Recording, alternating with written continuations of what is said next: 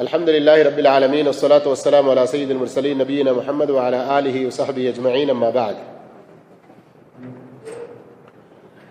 آج 31ویں حدیث حضرت ابو العباس سعد بن سہل الساعدی رضی اللہ تعالیٰ عنہ سے روایت ہے، جاء رجل الی النبی صلی اللہ علیہ وسلم، ایک آدمی نبی کریم صلی اللہ علیہ وسلم کے پاس آیا، فقال، اور پوچھا، یا رسول اللہ، اے اللہ کے رسول صلی اللہ علیہ وسلم، دلنی علی عمل اذا عملته احبنی اللہ واحبنی الناس۔ اللہ کے نبی صلی اللہ علیہ وسلم، مجھے ایسا عمل بتلائیے، وہ عمل میں کر لوں تو اللہ بھی مجھ سے محبت کرنے لگے اور لوگ بھی مجھ سے محبت کرنے لگیں۔ کتنا پیارا سوال ہے، دیکھیے کیا پوچھا صحابی نے، مجھے ایسا عمل بتلائیے کہ میں وہ عمل کر لوں تو کیا ہو جائے، اللہ بھی محبت کرنے لگے اور لوگ بھی مجھ سے محبت کرنے لگیں۔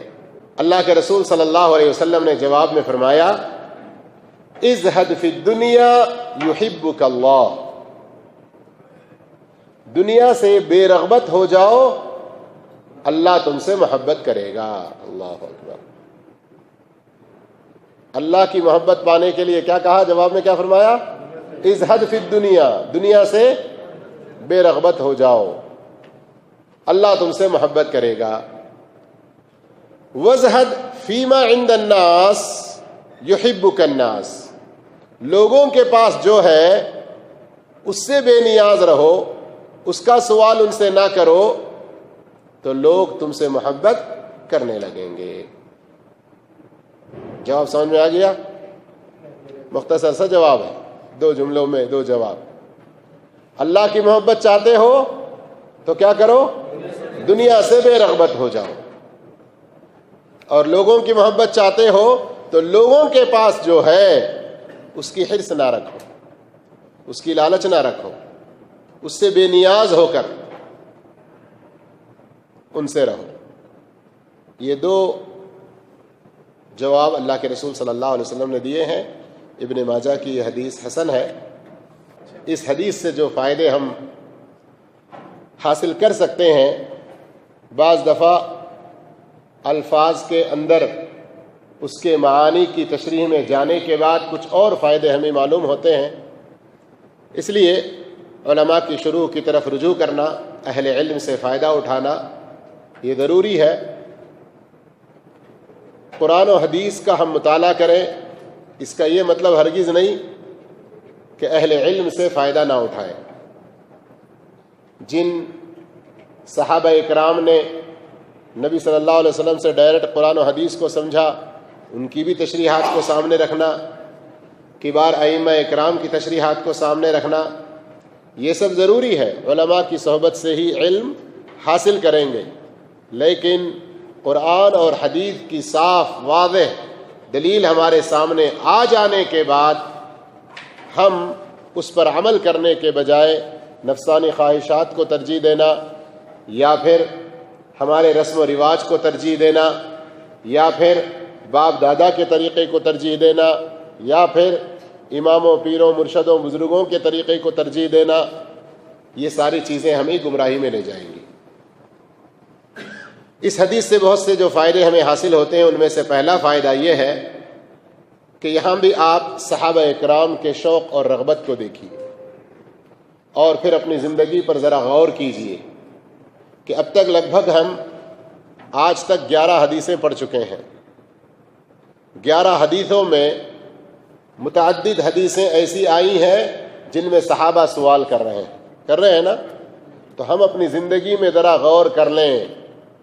دنیا کے بہت سارے مسئلوں کے بارے میں، نوکری وغیرہ دوسری بہت ساری چیزوں میں، کپڑے لینے، سامان وغیرہ لینے کے بارے میں 1 سے 4 لوگوں سے مشورہ کرتے ہیں، اس فیلڈ کے تجربے کار آدمیوں سے رائے لینے کی کوشش کرتے ہیں، لیکن اپنی آخرت کو سنوارنے کے حوالے سے کتنا ہم علماء کی صحبت اختیار کرتے ہیں، اہل علم کے قریب ہو کر ان سے مسائل کی جانکاری کی کوشش کرتے ہیں۔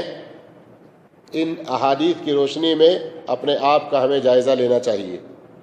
پھر صحابہ کرام جو سوالات کرتے ہیں ان کے سوالات پر بھی غور کیجئے۔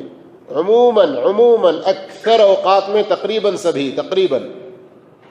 کہ ان کے سوالات انتہائی مختصر ہوا کرتے ہیں۔ تیسری بات اس میں غور کرنے کی فائدے کی یہ ہے کہ ان صحابہ اکرام کے سوالات دنیا کے فائدوں کے مقابلے میں کس کے بارے میں زیادہ ہوتے ہیں؟ آخرت کے بارے میں۔ فلاں مالدار لوگ نیکی کمانے میں آگے چلے گئے، ہم اتنی نیکی نہیں پا سک رہے ہیں، کیا ہو سکتا ہے؟ اللہ کی محبت حاصل کرنے کے لیے ہم کیا کر سکتے ہیں؟ ایسا عمل بتائیے کہ میں جنت میں جاؤں اور جہنم سے بچ جاؤں۔ سب سن چکے ہیں نا اس سے پہلے بھی۔ اس طرح یعنی آخرت کی کامیابی کے بارے میں ان کے سوالات ہوا کرتے تھے۔ اور یہاں اس حدیث کے اندر بھی ہم دیکھ رہے ہیں کہ لوگوں میں بھی میں محبوب بنوں، لوگ مجھے چاہنے والے ہوں، لوگ مجھ سے نفرت نہ کریں، لوگ مجھے دیکھیں تو مجھ سے کسی طرح کی ان کے دلوں کے اندر تنگی محسوس نہ ہو بلکہ خوش ہوں، اور ان سب سے بڑھ کر سب سے پہلے اللہ رب العالمین مجھ سے راضی ہو، اللہ تعالیٰ مجھ سے محبت کرنے لگ جائے، اس کے لیے میں کیا کروں؟ یہ سوال ہے۔ چوتھا فائدہ اس میں یہ معلوم ہوتا ہے، محبت جو اللہ کے لیے استعمال ہوئی، احبنی اللہ مجھ سے محبت کرے تو اللہ بھی محبت کرتا ہے۔ اللہ محبت کرتا ہے، یہ محبت کرنا اللہ کی ایک صفت ہے، جیسے اس کی شان کے لائق ہے ویسے ہمیں ماننا چاہیے، جیسے اس کی شان کے لائق ہے ویسے ماننا چاہیے، غلط تعویلات میں نہیں پڑنا ہے۔ اور اللہ رب العالمین محبت کرتا ہے تو اب ہم میں سے ہر مسلمان کو بالخصوص اس بات کی فکر ضرور کرنی چاہیے کہ میں ان لوگوں میں سے ہو جاؤں جن سے اللہ محبت کرتا ہے، اور ساتھ ہی ساتھ پتہ بھی کر لینا چاہیے کہ وہ کون لوگ ہیں جن سے اللہ محبت کرتا ہے۔ ان میں سر فہرست کون ہے؟ انبیاء کرام ہیں۔ انبیاء میں سب سے بڑھ کر کون ہے؟ نبی کریم محمد مصطفیٰ صلی اللہ علیہ وسلم ہے۔ انبیاء کے بعد کن کا مقام ہے؟ صحابہ اکرام کا مقام ہے۔ صحابہ میں سب سے اول کون ہے جن سے اللہ زیادہ محبت کرتا ہے؟ کون؟ صدیق اکبر یا ابو بکر صدیق رضی اللہ تعالیٰ عنہ۔ تو اس طرح سے میرے بھائیو، اللہ کن کن لوگوں سے محبت کرتا ہے، اور اگر آپ کو یاد ہوگا تو اس سے پہلے ایک درس، مجھے تو تاریخ یاد نہیں ہے لیکن ایک درس اس سے پہلے ہم دے چکے ہیں کہ وہ کون کون سے اعمال ہیں، نیک کام ہیں جن کے کرنے والوں سے اللہ محبت کرتا ہے۔ قرآن میں آپ جا بجا پڑھتے ہیں، بس ذرا غور و فکر کی ضرورت ہوتی ہے۔ ان اللہ یحب المحسنین یحب المتطہرین، اس طرح جہاں جہاں آئے گا تو فوراً رک جانا ہے، غور کرنا ہے کہ ہاں یہاں ان لوگوں سے اللہ محبت کر رہا ہے، پھر اپنا جائزہ لینا ہے کہ وہ اخلاق، وہ صفات، وہ خوبیاں میرے اندر ہیں یا نہیں ہیں۔ ایک فائدہ اس سے یہ بھی معلوم ہوتا ہے کہ انسان اس بات کی تمنا کرے کہ لوگ مجھ سے محبت کرنے والے بن جائیں، یہ برا نہیں ہے۔ لوگ مجھ سے محبت کرنے والے بنے، ایسی خواہش رکھنا بری چیز نہیں ہے۔ اس لیے کہ صحابی نے جب پوچھا کہ لوگ بھی مجھ سے محبت کریں ایسا عمل مجھے بتائیے، تو نبی صلی اللہ علیہ وسلم نے نہیں منع نہیں کیا، بلکہ لوگوں کی محبت حاصل ہونے کا کیا طریقہ ہے وہ طریقہ آپ صلی اللہ علیہ وسلم نے بتلایا۔ لیکن جب یہ بات ہم کر رہے ہیں کہ لوگوں کی محبت حاصل کرنے کی تمنا کرنا غلط نہیں ہے، تو وہیں پر یہ بھی ضرور ہم گفتگو کریں کہ جی فلاں مجھے نہیں پسند کر رہا ہے، فلاں مجھ سے محبت نہیں کر رہا ہے، فلاں مجھ سے محبت نہیں کر رہا ہے۔ اس طرح کے صرف ہم دعوے ہی کرتے نہ رہیں، ہمارے اپنے عمل کا بھی ہم جائزہ لیں۔ ایک بات، اب جب یہ بات ہم کرتے ہیں تو شیطان ہم میں سے بعض لوگوں میں داخل ہوتا ہے اور کہتا ہے دیکھو فلاں سے جو نفرت کر رہے ہیں نا لوگ، وہ اس لیے کر رہے ہیں کہ اس کے اخلاق اچھے نہیں ہیں۔ تو یہ کسی کو نشانہ بنانے کے لیے نہیں کہا جا رہا، سب سے پہلے میرے اپنے نفس کا جائزہ لینے کے لیے کہا جا رہا ہے کہ میں اپنے آپ میں غور کروں، میں کتنے لوگوں سے محبت کر رہا ہوں، کسی سے نفرت کر رہا ہوں تو کیوں کر رہا ہوں؟ یقیناً میرے اندر بھی کوئی خامیاں ہوں گی جس کی وجہ سے لوگ مجھ سے نفرت کرتے ہوں گے۔ یہ اپنے جائزہ لینے کے لیے، اس لیے میں کہتا ہوں کہ اس طرح کی نصیحتیں سب سے پہلے اپنے نفس کے لیے ہیں۔ اللہ مجھے اس پر عمل کی پوری توفیق عطا فرمائے، اور پھر سب کے لیے ہے۔ اب آئیے 2-3 اور چیزوں پر ہم تھوڑی سی اور وضاحت کے ساتھ غور کرتے ہیں۔ اللہ کی محبت پانے کا کیا طریقہ ہے؟ اس حدیث میں جو بتایا گیا وہ یہ ہے کہ دنیا سے بے رغبت ہو جانا۔ اب دنیا سے بے رغبت ہو جانے کا لوگوں میں جو معنی مفہوم پایا جاتا ہے، عام لوگوں میں یا کچھ غلو کرنے والے لوگوں میں، کچھ لوگ اس کا ایک غلط مفہوم یہ لیے کہ دنیا کی زندگی، شادی بیاہ کی زندگی، مارکیٹ وغیرہ میں آنے جانے کی زندگی، لوگوں سے میل ملن اور لوگوں سے ملاقات وغیرہ کی زندگی سے کنارہ کش ہو کر کہیں جا کے خلوتوں میں رہے، جنگلوں میں رہے، اور اپنے چلہ خانے اور کون کون سے خانے بنا کے وہاں ان میں عبادت کرتے رہے۔ بلکہ بعض لوگوں کے واقعات بعض لال پیلی کتابوں میں لکھی ہوتی ہیں، فلاں صاحب ایک ٹانگ پہ کھڑے ہو کر اتنی دیر تک عبادت کرتے رہے، فلاں صاحب اپنے سر کے بالوں کو اوپر ستون سے باندھ کر اس طرح سے عبادت کرتے رہے۔ یہ سب اس طرح کے واقعات جو پڑھتے ہیں یہ غلو ہے۔ کیوں؟ کہ اللہ کے رسول صلی اللہ علیہ وسلم نے ایک رسی دیکھی تو پوچھا کہ یہ کیسی رسی ہے؟ تو کہا رات زینب رضی اللہ تعالیٰ عنہ تہجد کی نماز پڑھنے کے موقع پر یہ اپنی چوٹی سے باندھ لیتی ہیں، اس لیے کہ جب ذرا نیند کا جھونکا ہوتا ہے تو وہ جھٹکے سے ہوش آ جاتا ہے۔ اللہ کے نبی صلی اللہ علیہ وسلم نے کیا فرمایا؟ اتنا اپنے آپ کو مشقت میں ڈال کے اللہ کی عبادت نہیں کرنا ہے، اپنے نفس کا بھی حق ہے، سونا بھی کچھ ضرور چاہیے۔ تو اس طرح کے غلو سے ہمیں منع فرمایا گیا ہے۔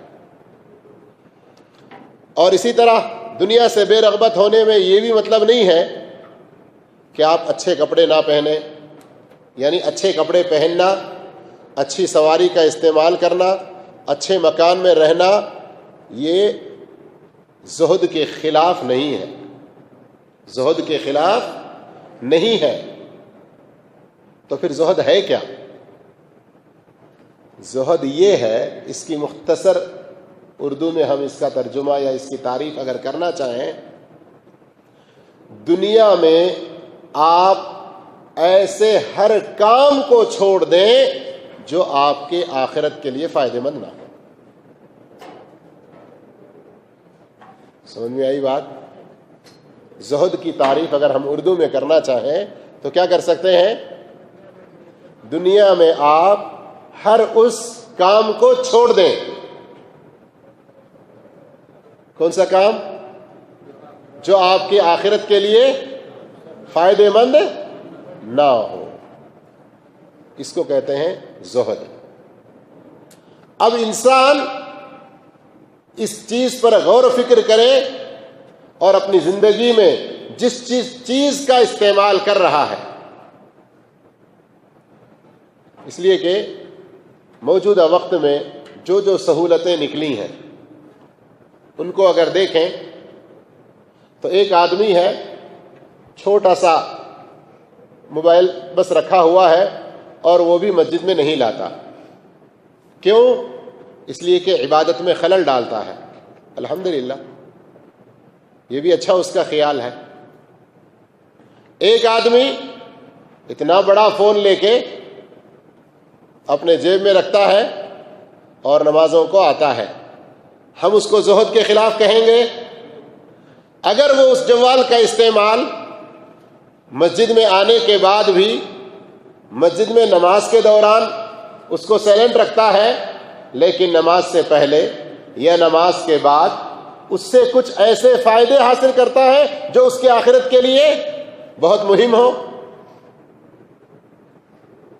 ایک آدمی اس سے بڑا اور ٹیب لے لیتا ہے اور مسجد میں آتا ہے اور اس کو پکڑ کے دیکھتے ہوئے لوگوں کو درس دیتا ہے. جو سبق آج پڑھانا ہے لوگوں کو وہ سبق اس کے اندر اس کا لکھا ہوا ہے. تب یہ اس کے استعمال پر ہے نا, ہے کہ نہیں؟ تو ایک آدمی چھوٹی سی 1980-70 ماڈل کی ہی کار رکھا ہوا ہے, جگہ جگہ سے اس کے کلر وغیرہ سب اڑا ہوا ہے, اسی میں دھیرے دھیرے چل رہا ہے. اور ایک آدمی ہے وہ ایک دم 2016 کے 17 ماڈل کی کار جیپ رکھا ہوا ہے. تو یہ اس کے زہد اس کے زہد کے نہ ہونے کی دلیل نہیں ہے. ہو سکتا ہے یہ اتنی بڑی گاڑی رکھ کر اس کے دین کے حوالے سے, آخرت کے حوالے سے, دعوت و تبلیغ کے حوالے سے, لوگوں کی خدمت کے حوالے سے اور زیادہ اس میں کام کر رہا ہوگا یہ نئی گاڑی میں. ہو سکتا نہیں ہو سکتا؟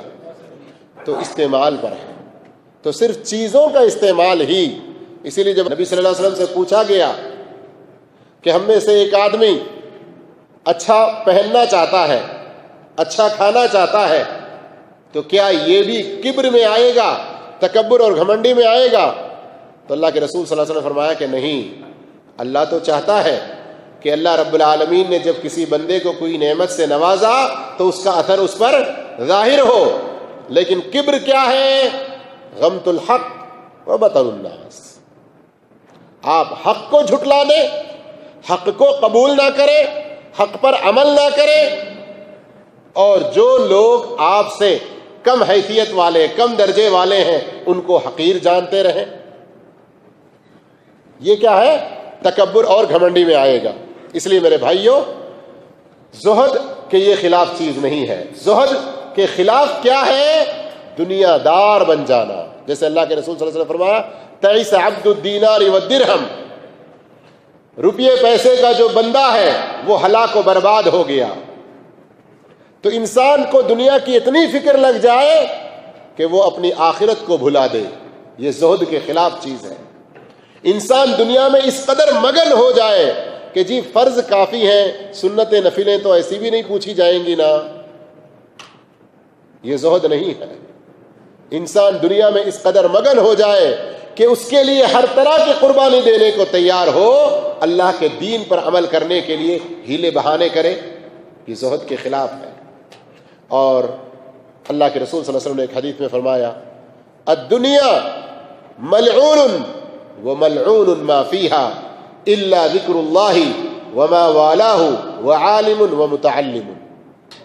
یہ دنیا ملعون ہے اور جو کچھ اس میں ہے سب ملعون ہے سوائے اللہ کے ذکر کے اور اس چیز کے جو اللہ کے ذکر اور اللہ کی یاد کے لیے ذریعہ بنے, اور عالم اور طالب علم, متعلم. یہ چاروں کے علاوہ باقی سب دنیا کو اللہ کے رسول صلی اللہ علیہ وسلم نے لعنت زدہ ملعون قرار دیا. تو اس پر بھی ہم غور کر سکتے ہیں کہ انسان کس قدر وہ اللہ کی یاد میں ہے, اللہ کے احکام کو عمل میں لانے میں ہے, کتنا وہ تعلیم سیکھ رہا ہے, کتنا وہ تعلیم پر عمل کر رہا ہے, کتنا وہ تعلیم دوسروں کو دے رہا ہے. اگر اس میں اس کی زندگی کٹ رہی ہے تو پھر وہ زہد کے خلاف نہیں, اس پر لعنت نہیں ہے. دوسرا جملہ لوگوں سے محبت حاصل کرنے کا, لوگوں کے نظروں میں, لوگوں کے درمیان محبوب بننے کا نسخہ آپ صلی اللہ علیہ وسلم نے یہ بتلایا کہ لوگوں سے مانگنے نہ جاؤ. لوگوں کے پاس جو چیز ہے اس کی تمنا اور اس کی خواہش نہ کرو, اس سے بھی بے رغبتی کا, بے نیازی کا اور بے محتاجی کا اظہار کرتے رہو. وہ کتنا اچھا جوال ہے آپ کا, کتنے میں لیے ہیں؟ مجھے بھی مل سکتا ہے. اوہ کتنے اچھے کپڑے آپ پہنے ہیں, مجھے بھی دلا سکتے ہیں, یا بہت دن ہو گیا آپ تو مجھے کوئی ہدیہ بھی نہیں دیے. یہ سارے جو انداز ہیں یہ انڈائریکٹ طور پر مانگنے کے بھی انداز ہو سکتے ہیں. تو اس سے کیا ہوگا؟ ارے کیسا ہے یار, جب بھی دیکھو لوگوں کی چیزوں پہ نظریں لگایا ہوا ہے، الفاظ میں نہ کہتے ہوئے بھی بھیک منگا بنا ہوا ہے یہ، تو اس سے کیا ہے، لوگوں کی محبت نہیں حاصل کر پائیں گے۔ لیکن طالب علم استاد کے سامنے کوئی مسئلہ پوچھنا، گھر میں بچے یا بیوی، شوہر اور باپ سے گھر کی ضروریات کا طلب کرنا، یہ اس میں نہیں آئے گا، سمجھ رہے ہیں نا؟ اس لیے کہ وہاں پر تو اس کی ذمہ داری اور گھر کے حاجات اور ضروریات، ابو جی میں اتنی بڑی کلاس میں آ گیا ہوں، مجھے بھی ایک اچھا قلم چاہیے، آپ کے جیب میں ہمیشہ اچھا پین رہتا ہے، بچہ کہہ دیتا ہے، اس لیے کہ اس کو بھی ہوم ورک کرنے کی، اپنے سبق وغیرہ لکھنے کی، یا ساتھیوں کے درمیان میں اتنا بھکاری والا پین لایا کر کے بیچارہ وہ اسے ساتھی شیم کر رہے ہوں، اس لیے کہہ دیا۔ لیکن اس کو بھی اگر زہد کی اس ناحیے سے تعلیم دی جائے کہ قناعت اور کفایت شعاری کے ساتھ زندگی گزارے، یہ سبق بھی ہمیں خود لینا چاہیے اور بچوں کو دینا چاہیے۔ اللہ عز و جل سے دعا کرتے ہیں اللہ ہم سب کو نیک توفیق عطا فرمائے، اور زہد کا جو معنی مفہوم اس میں سمجھے ہیں ہم، اس کو حقیقی معنوں میں عمل میں لانے کی توفیق دیں۔ السلام علیکم و رحمۃ اللہ۔